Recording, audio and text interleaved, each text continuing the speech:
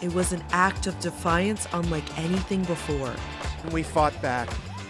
Many know the Stonewall riots in New York City ignited the start of Pride Month. But how did other cities get their start? America's first Pride Parade takes us to 1970 in New York City. Called the Christopher Street Gay Liberation Day, the march was held to commemorate the Stonewall riots, which was held 1 year prior.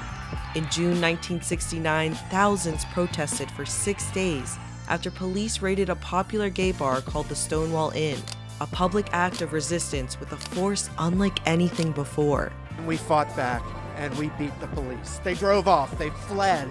The community was fed up with constant police harassment and discrimination.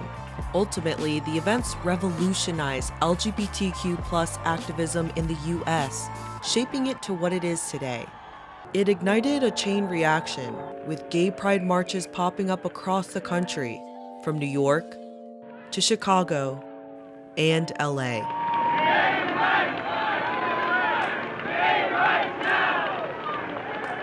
Similar to how New York's Pride began by an act of resistance, Sacramento, California's first Pride was in response to a police raid on the upstairs-downstairs gay disco in March of 1979. Over 500 people marched across Midtown as an act of protest and pride.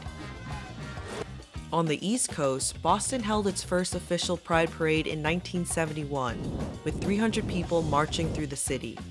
They stopped at Jack's Cabaret, the city's police headquarters, the State House, and St. Paul's Cathedral to address misogyny, police harassment, legal discrimination, and religious persecution. In the South, Oklahoma City started with small gay pride celebrations in the 1970s. Its first official parade, however, was in 1987 with a few hundred people in attendance. It began as a way to increase gay visibility and address issues like discrimination and the HIV/AIDS epidemic. Orlando's first Pride Parade began in 1991 with a small rally around Lake Eola, with over 500 people attending. The same year, an event known as Gay Day began, where the community was encouraged to wear red while visiting popular theme parks.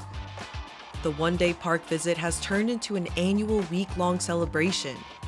Beyond the vibrant rainbow flags and outfits, parties, and parades, Pride Month at its core reminds us of the courageous spirit the members of the LGBTQ+ community had during the Stonewall riots. Recalling this history inspires a new generation to continue the fight for equality and respect. Because what our community needs now more than ever is unity.